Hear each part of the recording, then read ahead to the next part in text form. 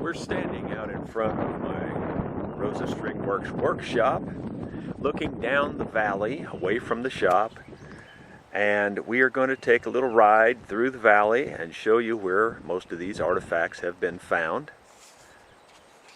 If you would look at this valley right in here, the side valley that goes to the right, between that large hill and this hill, there's a valley that goes to the right. There's a plateau in the middle of that valley where we found all these artifacts. The cave is at the base of that large hill. Now we'll take a ride back there.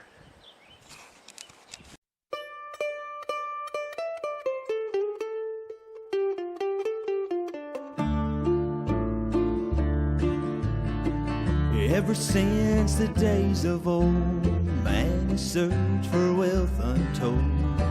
They dig for silver, pan for gold, and leave the empty hole. Way down south in the Everglades, where the black waters roll and the salt grass sways, the eagles fly and the otters play in the land of the Seminole. So blow, blow, Seminole wind, blow like you're never gonna blow again. I'm calling to you like a long lost friend. As you can see across to that little bare field area, that's the clearing where we found most all the artifacts. We'll head over there. The Seminole, the alligator and the guard.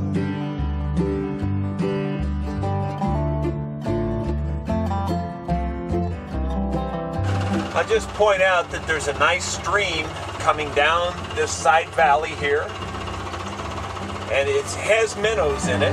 Progress came and took its toll, and in the name of flood control, they made their plans and they drained the land. Now the glades are going dry. This little plateau here is where we found the apparently long time camp where the Native Americans stayed, and we find artifacts, or we have found artifacts in this whole field.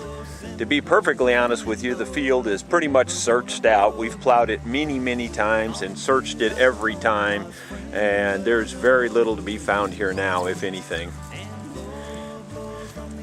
We call this the walnut tree field because there's a lot of walnuts. Those are walnuts. There's some walnuts over here, and there's a large walnut tree growing right here.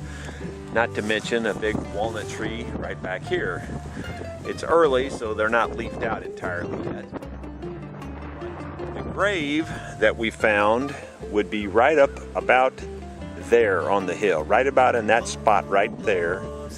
And we would go up there. It's just that the grave is kind of covered up in dirt now, and you can't really see much of it anyway.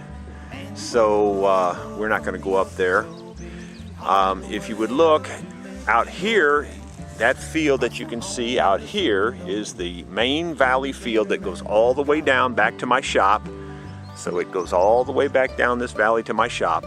Right at the base of this here, there's a very large creek coming all the way down the main valley. The little side creek that we just crossed goes right down to that creek. And over here in this other valley, there's another little side creek that runs down and connects. So these folks were in on a plateau of good ground that doesn't have any rock in it. They were surrounded by water, but yet not in a floodplain at all.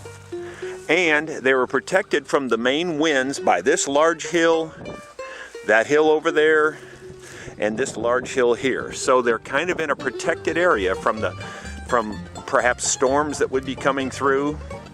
So I think this was just an ideal spot. And that's probably why they lived here for literally thousands of years. We'll take a little drive. We're going to go right down here and just over about right in here in the woods, but we'll be in the valley, and we'll come around from the end, and we'll show you where the cave is.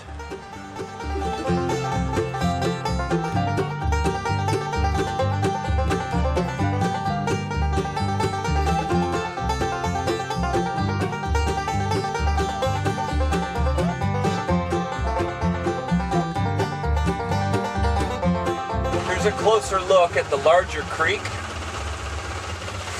And you can see there's quite a bit of water coming down the creek, and it runs like that pretty much all year round.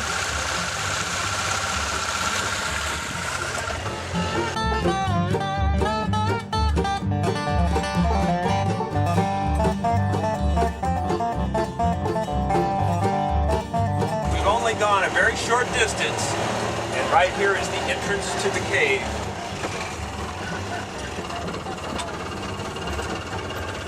You can see it's right across from the creek.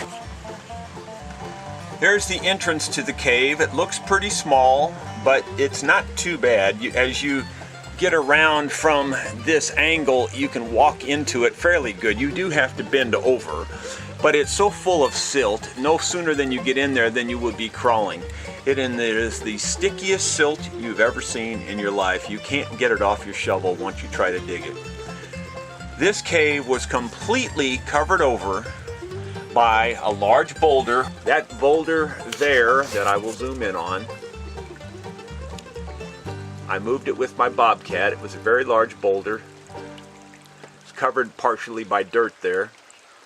This mound of dirt right here is also a giant boulder.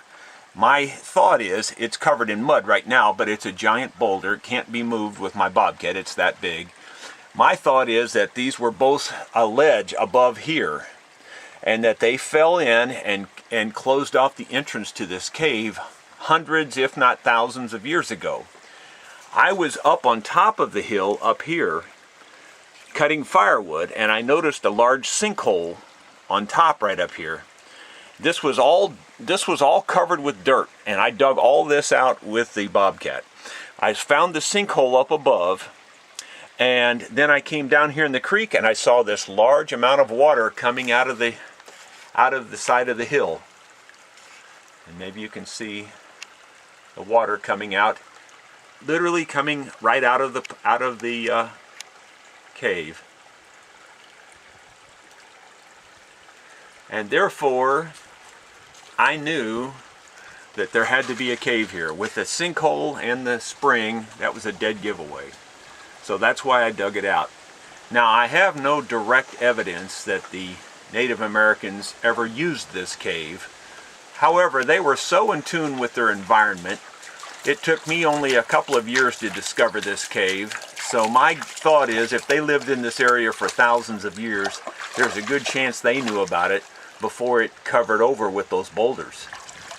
If I could ever get it dug out, I would look for evidence, but it's almost an impossible task to dig this one out because how sticky the mud is.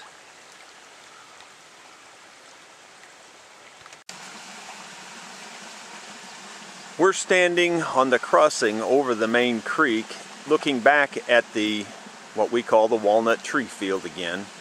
This plateau that you can see right across here is where we found all the Indian artifacts, on top of that plateau. Now, that plateau almost looks like it's man-made to me, so I don't know if they actually helped form that shape or if that was natural. I do know above it, in the 40s, there were bulldozers that came in and put terraces around, and they go up this hill. There's 2 or 3 terraces up this hill that used to all be cleared off. It's grown back over. But fortunately, the bulldozers didn't get in this level right here, so this looks to me like it was natural. And because if the bulldozers had been there, we wouldn't be finding all the stuff that we're finding, or that we did find. We don't really find anything there now. Like I said, it's pretty much searched out. But as you can see, it was just a perfect place to live for thousands of years. This chart was copyrighted by the Greater St. Louis Archaeological Society and provided to me as a benefit of membership. The range of artifacts is from 18,000 BC up to around 1832.